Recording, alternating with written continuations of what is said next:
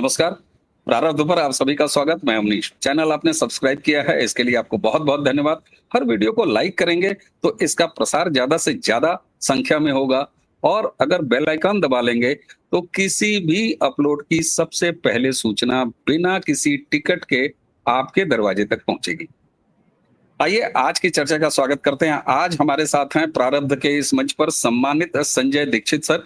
Jaipur dialogues, इससे ज्यादा परिचय देने की कोई आवश्यकता नहीं सर। बहुत बहुत स्वागत, नमस्कार। आपको बहुत बहुत धन्यवाद। सर सर कहते हैं कि सरकार तुम्हारी है, सिस्टम हमारा है।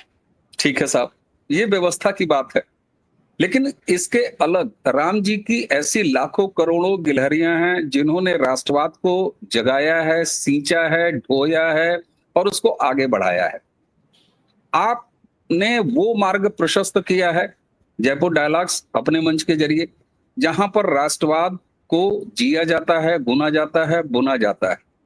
और आज आपकी वो सतत जो साधना है वो रंग ला रही है, और एक पूरा राष्ट्रवादी खेमा तैयार दिखाई दे रहा है। उनमें सबका अपना अपना योगदान है। आप एक बड़ा बृहद आयोजन भी करते हैं, इस बार भी कर रहे हैं। नवंबर में वो आयोजन है। मेरी जब आपसे बात हुई तो आपने कहा कि इस बार अवनीश हमारा थीम है शत्रुबोध, और बस वहीं से मुझे ये आज की चर्चा का कॉन्सेप्ट नजर आया। 2014 से लगातार सत्ता परिवर्तन, जिसे मैं राजनीतिक सत्ता परिवर्तन नहीं बल्कि सांस्कृतिक सत्ता परिवर्तन कहता हूं, क्या आपको लगता है कि शत्रुबोध का बोध तनिक भी आया है? अगर नहीं आया है तो हमारी लापरवाही कहां रही है, और अगर लापरवाही अब तक चल रही है तो फिर इसको समेटा जाए कैसे, इसको सुधारा जाए कैसे? शत्रुबोध का आपकी क्या फिलॉसफी है सर? देखिए, शत्रुबोध की फिलॉसफी मेरी बहुत स्पष्ट और बहुत ही सरल है। और वो शत्रुबोध की फिलॉसफी ये कहती है कि भाई, अगर कोई सामने से ये कह रहा है कि आप यानी हम उनके शत्रु हैं, साफ साफ कह रहा है, तो उसके बाद भी यदि आपकी आंखें बंद रहती हैं तो फिर आपका पतन और आपका विनाश निश्चित है। क्योंकि सामने वाला तो कह रहा है कि आप हमारे शत्रु हैं, लेकिन आप फिर भी कहते हैं कि नहीं नहीं नहीं नहीं नहीं नहीं, हम तो विश्व मानव हैं, और हम तो वसुधैव कुटुंबकम वाले हैं, और हम तो आपको अंगीकार करके रखेंगे। तो भाई ऐसा है कि यदि आप वायरस को अंगीकार करके रखेंगे, उसका उपचार नहीं करेंगे, तो वो एक ही उसका उपाय होगा, या तो आपको बहुत बुरी तरह से वो थका देगा, limiting virus, self limiting virus होगा, तो आपको बीमार करके थोड़े दिन आपकी स्थिति खराब करके चला जाएगा, और अगर तगड़ा वायरस होगा तो आपको ख़त्म करके जाएगा। ये बात समझने वाली है। और शत्रुबोध जब भारतीय संदर्भ में ये कहा जाता है, तो भारतीय संदर्भ में यही है कि देखिए, वैसे तो हमारी जो परंपरा सिखाती है, जो हमारा जो विचार है, हमारा जो दर्शन है, वो तो इंक्लूसिव है, आप भी जानते हैं, सर्वसमावेशी है। लेकिन इसमें ये बिल्कुल स्पष्ट है कि यदि सामने वाला आपकी हत्या की योजना बना रहा है तो आप उसको घर पे लाके ना बैठा लें। भगवान कृष्ण की गीता यही तो कहती है ना। हमारे यहाँ एक अहिंसा की बीमारी आ गई साहब। बीमारी इसलिए आ गई क्योंकि अहिंसा को बड़े ही गलत अर्थों में प्रयुक्त किया गया। भारत में भी अहिंसा का एक स्थान है, बहुत बड़ा स्थान है, लेकिन वो जो अहिंसा है वो विचारों की अहिंसा है। वो अहिंसा ये नहीं कहती कि साहब कि अगर सामने से कोई आक्रमण करे तो आप उसका प्रतिकार ना करें। भगवान कृष्ण तो शुरू में कह देते, अधे चेत तुम धर्मम संग्रामम न करिष्यसि ततः स्वधर्मम कीर्तिम च हित्वा पापम अवाप्स्यसि। शुरू में कह देते हैं कि यदि तुम प्रतिकार नहीं करोगे तो तुम स्वधर्म भी तुम्हारा नष्ट होगा, और तुम्हारा जो है वो मान भी नष्ट होगा। हिंसा की भी परिभाषा बहुत अच्छी दी हुई है, हिंसा अहिंसा की, और वो 18वें अध्याय का 17वां श्लोक है। यस्य नाहंकृतो भावो बुद्धिर्यस्य न लिप्यते हत्वा स इमान लोकान न हन्ति न निबध्यते। भाई आप यदि अहंकार से नहीं ग्रसित हैं तो उसके बाद आप किसी का वध भी करते हैं तो आप उसमें लिप्त नहीं होते हैं, वो आपको उस कर्म का भागी नहीं बनाती है। वो हिंसा नहीं है, वो अहिंसा ही है। यदि लोगों को आप हिंसा से बचाते हैं तो वो अहिंसा है। लेकिन हमारे यहाँ इसका एक पूरा विकृतीकरण किया गया, पूरा विकृतीकरण, और जानबूझ के किया गया। और ये विकृतीकरण किया गया इसलिए है कि आपको मानसिक रूप से अपंग बना दिया जाए, और मानसिक रूप से अपंग बना के आपकी जो प्रतिकार और प्रतिरोध करने की क्षमता है उसको समाप्त कर दिया जाए। यदि सनातन हिंदू धर्म आज बचा हुआ है तो इसलिए बचा हुआ है कि हमारे महापुरुषों ने प्रतिरोध प्रतिकार कभी भी छोड़ा नहीं। अयोध्या का मंदिर आज बन के तैयार इसलिए है क्योंकि अयोध्या के रामानंदियों ने एक दिन भी, एक मिनट भी प्रतिरोध नहीं छोड़ा। जहां छोड़ दिया वहां, अयोध्या वाला जहां प्रतिरोध नहीं हुआ उस स्तर का, वहां आप देख सकते हैं अभी भी स्ट्रगल कर रहे हैं।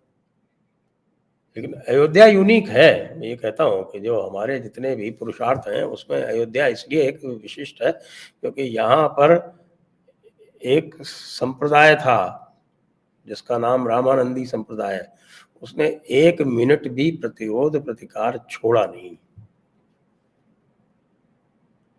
कई बार कंपैरिजन होता है काशी मथुरा अयोध्या का, तो अयोध्या इस मामले में यूनिक है। उन्होंने शत्रुबोध जो था वो पूरी तरह से जागृत रखा। तो शत्रुबोध के साथ ही इतिहास बोध भी मिला हुआ है, दोनों आपस में गुथे हुए हैं। क्योंकि यदि आपका शत्रुबोध कुंद हो जाएगा तो आपका इतिहास बोध भी कुंद हो जाएगा, और वाइसी वर्सा। तो मोटा मोटा मैं शत्रुबोध को इस तरह से देखता हूँ, क्योंकि आपकी अस्मिता यदि बची रहेगी तो तभी बची रहेगी जब आप शत्रु को पहचाने। अच्छा, शत्रुबोध होगा कैसे? सबसे पहले शत्रु को पहचानना पड़ेगा। तो शत्रु को पहचानने के लिए जो सरलतम प्रक्रिया है वो ये है कि भाई जो व्यक्ति सामने से खड़ा होके कहता है कि आप हमारे दुश्मन हैं, और बड़े सीरियसली कहता है, अपने कृत्यों से, अपने कार्यों से वो आपको बार बार जताता भी है कि आप उसके दुश्मन हैं, उसके बाद भी आप ना माने तो फिर आपका विनाश निश्चित है। हमारे बंगाली भाई जिनकी बंगाल फाइल्स भी चल रही है और लोगों को बड़ा उससे ख़ास तौर से बंगालियों को उनको लग रहा है कि साहब कि ये कैसे हमारे से छुपाया गया। हमको आपको तो पता है ये चीज़ें, मैंने तो अपनी पूरी पुस्तक में ये सारी घटनाएं वर्णन की हुई हैं, जिन्ना की सारी हरकतें वर्णन की हुई हैं। रविंद्रनाथ ठाकुर जी ने ये कहा था, और ये उनकी जो उनके जो ओरिजिनल कलेक्टेड वर्क्स हैं उसमें आया हुआ है, शायद वॉल्यूम 24 में है ये। रेफरेंस है मेरे पास, जो भी चाहेंगे उनको मैं दे दूंगा। और उसमें उन्होंने उस समय कह दिया था कि भाई there are two religions in this world who have distinct enmity with every other religion, and they're not satisfied with the existing themselves, they want every other religion destroyed. लेकिन भाई लोग तो कम्युनिस्टों के साथ चले गए, और गुरुदेव रविंद्रनाथ टैगोर का केवल जो है वो सम्मान करते रहे, उनको भी सेक्युलर बना दिया। और फिर जो है वो हमारे भाई लोगों ने सेक्युलरिज्म का चूरन चटा दिया। सेक्युलरिज्म का मतलब ही ये रख दिया कि साहब के सेक्युलरिज्म का मतलब ये है कि हर एक व्यक्ति जो है वो प्रतिकार ना करे। अरे भाई, सेक्युलरिज्म की जो ओरिजिनल थियरी है और जो सेक्युलरिज्म जहाँ से आया चर्च और स्टेट के झगड़े से, उसमें जो सेक्युलरिज्म का कॉन्सेप्ट जो है वो स्टेट के लिए है, स्टेट होती है सेक्युलर। व्यक्ति नहीं होता है। अब लोग जो है वो व्यक्ति जो है वो सेक्युलर बनने लगे। बड़े मजे की बात है साहब, हमारे खास तौर से जो हमारी ब्यूरोक्रेसी है उसमें ऐसे जंतु आपको मिल जाएंगे प्रचुर मात्रा में। मेरे तो कई बार बहस होती है मेरे ग्रुप्स पे, लोग कहते हैं कि ये दिस इज कि साहब किसी ने 5 सितंबर को ओणम की बधाई दे दी, टीचर्स डे की बधाई दे दी। तो एक सेक्युलर भाई साहब आए और उन्होंने ईद मिलादुल नबी की भी बधाई दे दी। हमारे उस ग्रुप में कोई 150 लोग हैं, उसमें से शायद 1 या 2 मुसलमान हैं। वो कभी भी किसी भी पर्व पर आज तक उन्होंने बधाई नहीं दी है। लेकिन हमारे भाई लोग जो हैं वो हर ईद पे बधाई देते हैं। और फिर मैं कभी लिख देता हूँ IED मुबारक, तो नाराज हो जाते हैं। जी बिल्कुल सर। और आपने शत्रुबोध को जितने सरल ढंग से और उतने ही जो हमारे जो पौराणिक ग्रंथों से संदर्भ के साथ जो बताया, तो उसमें होता है ना कि एक गंभीर चीज आपने तरलता के साथ, सहजता के साथ इसको आगे बढ़ा दिया।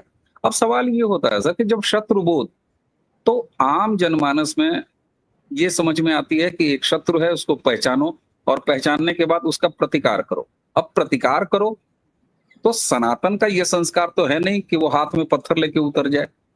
आज के परिदृश्य में, आज के समाज में जहां हम एक लोकतांत्रिक व्यवस्था में जी रहे हैं, तो ऐसा भी नहीं है कि अब युद्ध के चरण हैं। ऐसे में शत्रु बोध हो जाने के बाद प्रतिकार के क्या रास्ते हो सकते हैं और कैसे प्रतिकार किया जाए? क्या 2014 से, जिसे मैं सांस्कृतिक सत्ता परिवर्तन कहता हूं, वो भी एक शत्रुबोध के बाद पैदा हुआ प्रतिकार ही कहा जाएगा? इसको कैसे देखते हैं आप? ये बात आपकी सही है वैसे, क्योंकि 2014 में जो कुछ हुआ वो एक प्रकार से एक बोध तो हुआ काफी बड़ी संख्या में लोगों को, और उस बोध का परिणाम था वो 2014 का जो आपको चुनाव परिणाम मिला।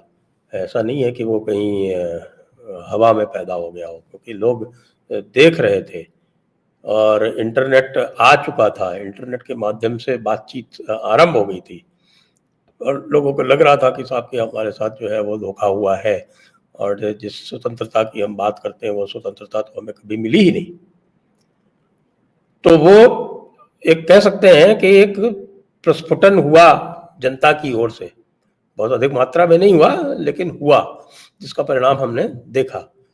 आप ये देखिए कि NDA को उस समय कोई 40% 42% वोट ही मिले थे, जो कि 2024 में भी लगभग उतने ही मिले।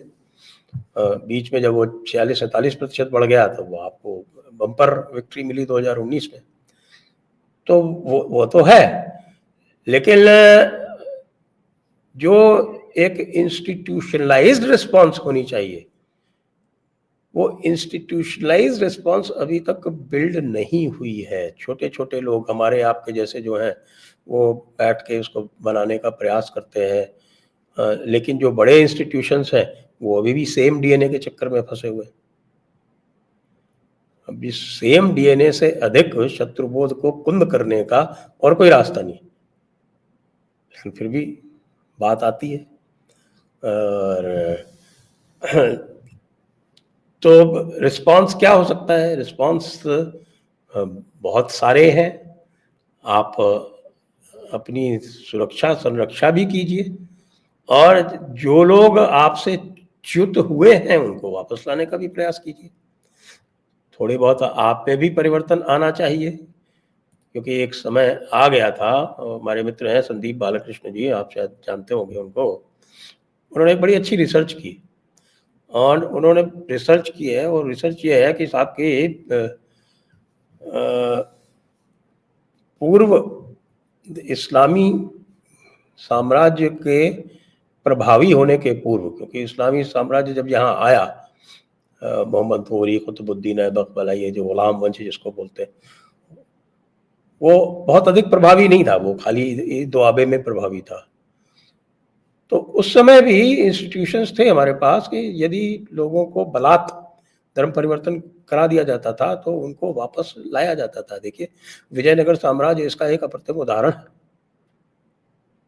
विजयनगर साम्राज्य के जो आपके हरिहर और बुक्का जिनका बताते हैं, उनको बलात् धर्म परिवर्तन किया गया था, लेकिन फिर आपके विद्यारण्य स्वामी शंकराचार्य थे वो श्रृंगेरी के, उन्होंने उनका परावर्तन करा के और उसको उनको वापस स्थापित किया। और वो देखिए उन्होंने इतना बड़ा साम्राज्य स्थापित किया जो कि जिसके तुलना में ये मुगल साम्राज्य वगैरह कुछ भी नहीं।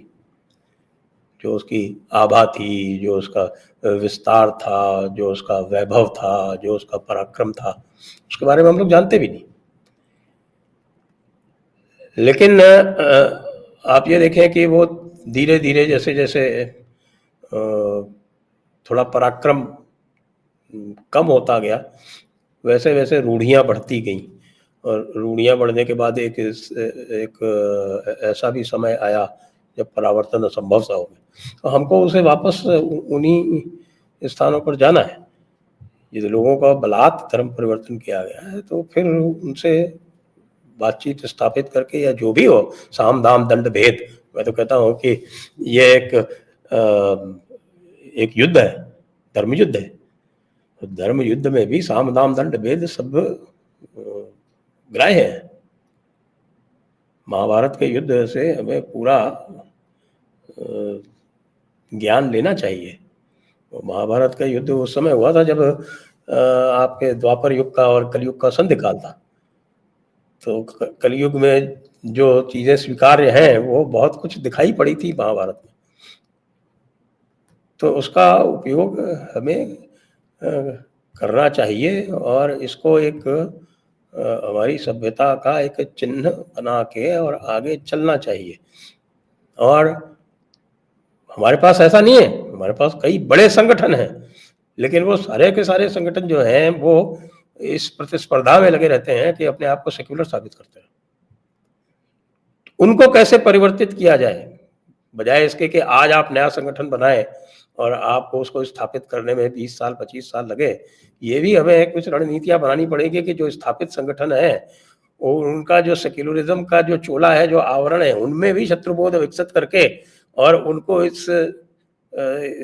इसमें जो है वो योजित किया जाए, नियोजित किया जाए। ये कुछ हो सकती हैं नीतियां। जी बिल्कुल सर। और आपने अपनी बातचीत के दूसरे चरण में जो एक समावेशी परंपरा की बात कही और ये कहा कि समावेशीकरण होना चाहिए। तो अब मैं उसी समावेशीकरण की आपकी बात को जरा आगे बढ़ाता हूँ। शत्रुबोध, शत्रुबोध के सामने एक मैं टर्म देता हूँ, मित्रबोध। हमें ये भी तो पता होना चाहिए कि हमारे मित्र कौन हैं। शत्रुओं का तो पता होना चाहिए, लेकिन अगर उनसे हमें यूनाइट होके और सामना करना है तो मित्रबोध भी आवश्यक है। क्या आपको ऐसा लगता है कि मित्रबोधता का भी डेवलपमेंट, उसका भी संवर्धन, उसका भी इनरिचमेंट साथ साथ होना बड़ा आवश्यक है? हम शत्रुओं को तो पहचाने, लेकिन कहीं अकेले न रह जाए रण में, थोड़े न रह जाए रण में, तो हमें मित्रबोधता भी डेवलप करनी होगी। एक हितोपदेश में है, ये वसुधैव कुटुंबकम के ऊपर बड़ी अच्छी एक कहानी आई हुई है। वो आपको मैं उसका रेफरेंस भेज दूंगा, हितोपदेश में है। तो उसमें क्या है कि एक हिरन होता है, चित्रांगद नाम होता है उसका, और उसका एक मित्र होता है सुबुद्धि करके, तो वो कौवा होता है। तो वो चित्रांगद जो है वो जंगल में एक अपने खो बना के एक पेड़ में रहता है, कौवा उसी पेड़ पे ऊपर में रहता है, दोनों में बड़ी मित्रता है। तो एक दिन एक सियार उधर आ जाता है, उसका नाम शायद दुर्बुद्धि। तो वो दुर्बुद्धि नाम का जो सियार है वो इसको देखता है चित्रांगद को, और उसको लगता है कि इसको तो मुझे खाना चाहिए, लेकिन उसको पता है, अपनी सीमाओं का पता है कि साहब मैं इसको दौड़ा के तो मैं खा नहीं सकता, तो फिर क्या किया जाए। तो वो स्वांग बना के और वो रोता हुआ उसको अप्रोच करता है चित्रांगद हिरन को, और उससे कहता है कि देखो मैं यहाँ अकेला हूँ, मेरा कोई मित्र नहीं है और मैं भूखों तड़प रहा हूँ, तुम मुझको अपने यहाँ आश्रय दे दो। तो हिरण इतना तो था उसको कि थोड़ा शत्रुबोध तो था कि ये सियार तो बदमाश होता है, ये तो पशुओं को मार के खा जाता है, हिरणों को भी मार के खा जाता है। उसने कहा ना, अरे दूर, बदमाशी नहीं मेरे साथ। तो वो उसको अयम निजो परो वेति गणनाम लघुचेतसाम उदार चरिता नाम तु वसुधैव कुटुंबकम, ये श्लोक सुनाता है। जब वो श्लोक सुनाता है तो हमारे भाई साहब जो है चित्रांगद जी, वो प्रभावित हो जाते हैं कि अरे यार, ये तो विद्वान आदमी, बहुत विद्वान आदमी। इस तरीके के काल नेमी तो स्वांग बना के आता है ना, तो वो काल नेम की भांति स्वांग बना के आता है और फिर वो उसको वहाँ ले आता है। सुबुद्धि देखता है उसको, तो ये क्या कर रहा है भैया, पागल हो गया क्या? और वो मित्र को नकार देता है उसको कि नहीं नहीं नहीं, ये तो संस्कृत के श्लोक सुनाता है, बहुत विद्वान है। आज को राहुल गांधी संस्कृत के श्लोक सुनाने लगे तो बहुत सारे लोग मान लेंगे कि साहब ये सनातनी है। सही बता रहा हूं आपको। तो वो जो है फिर सुबुद्धि फिर उसको एक कहानी सुनाता है।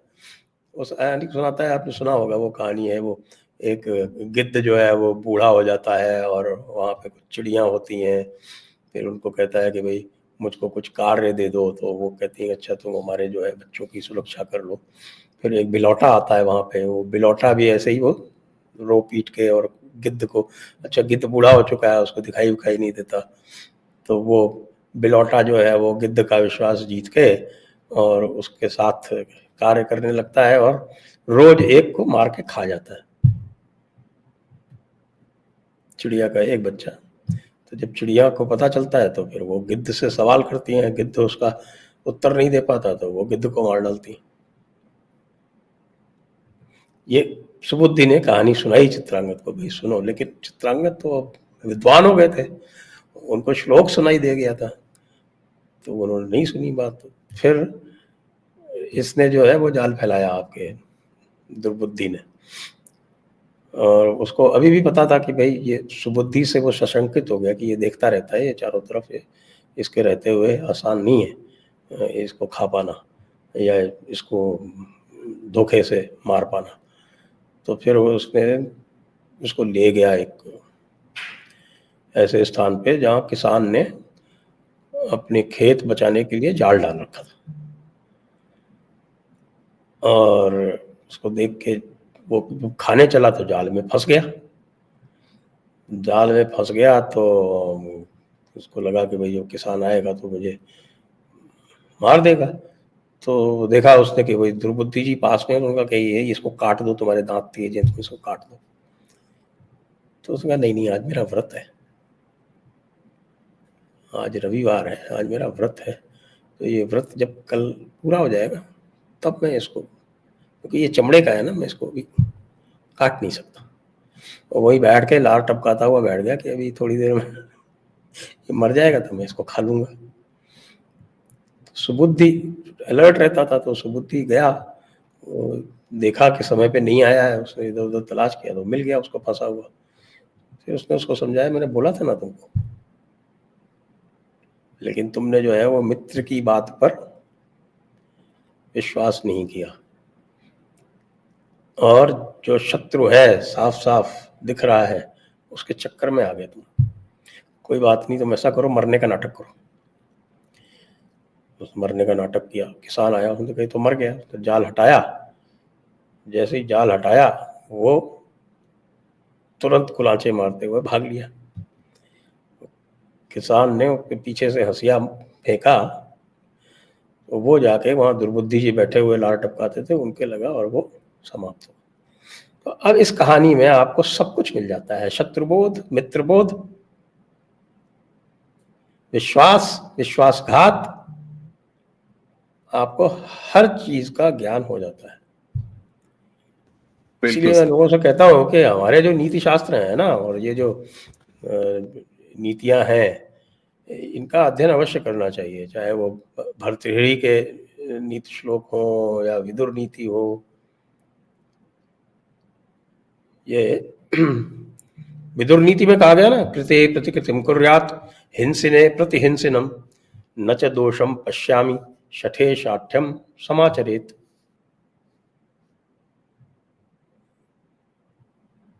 तो ये तो है, विवेक तो चाहिए। इसके लिए अब विवेक जो है वो चार आने पाव तो मिलता नहीं, ये तो विकसित करना पड़ता है।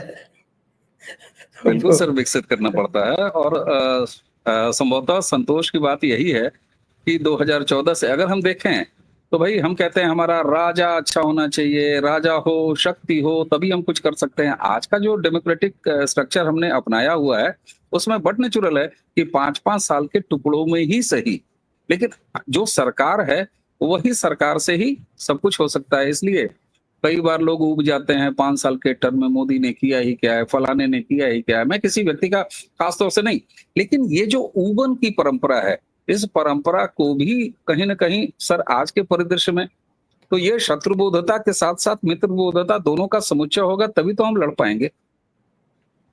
हाँ, ये बात सही है। और एक बार शासक का भी कर्तव्य तो होता है ना कि शासक जो है इन बातों को आगे बढ़ाए।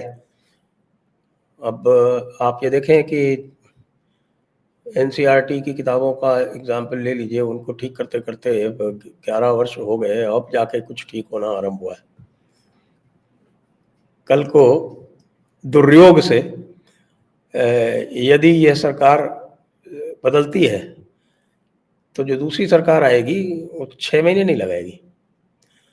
योगेंद्र यादव ने हमारे मुरली मनोहर जोशी जी के किए हुए सारे कार्यों को योगेंद्र यादव ने अर्जुन सिंह के माध्यम से 6 महीने के अंदर अंदर बदल दिया।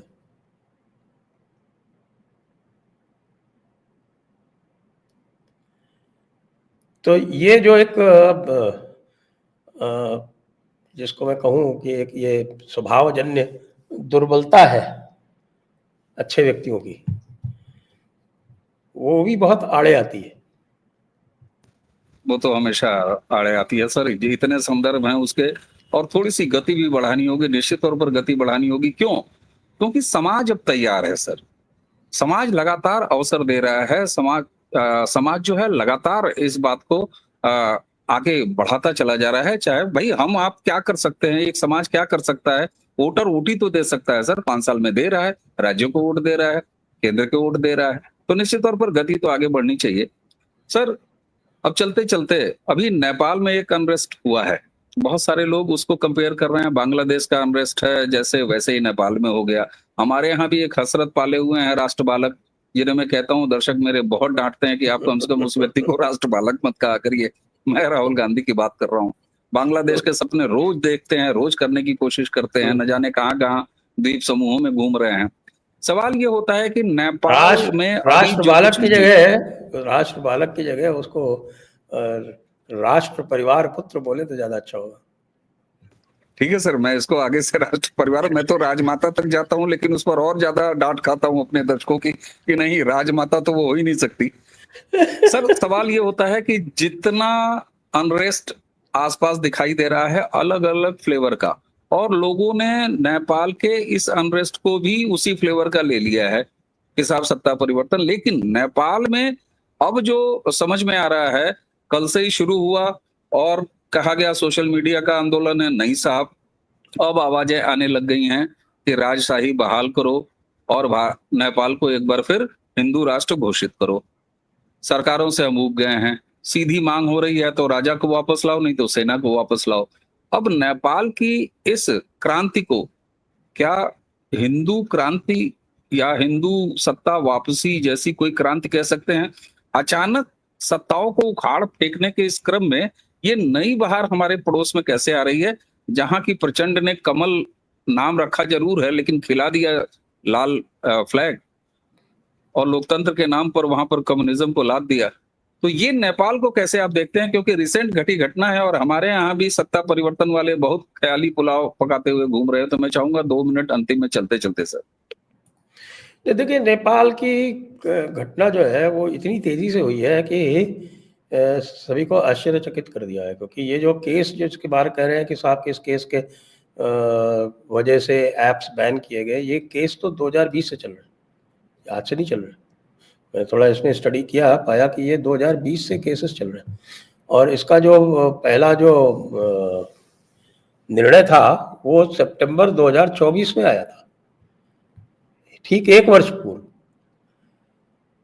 और अभी जो इन्होंने किया तो वो कोई आप ये समझिए कि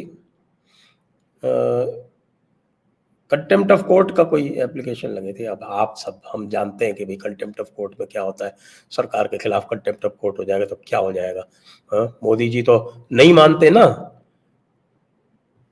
कॉलेजियम की सिफारिश जहां नहीं माननी होती नहीं मानते। वो जस्टिस कृपाल का बेटा सौरभ कृपाल आज तक वेट कर रहा है। नियम ये है कि भाई अगर दूसरी बार भेज दिया किसी का नाम तो आपको कंपलसरी आपको अपॉइंट करना है। उसका तो 3 बार भेजा जा चुका है। नहीं मानना तो नहीं मानना। देखिए यहाँ पर जो इन्होंने जो सिलेक्टिविटी अपनाई है ना, केपी ओली शर्मा वैसे भी चीन परस्त माने जाते हैं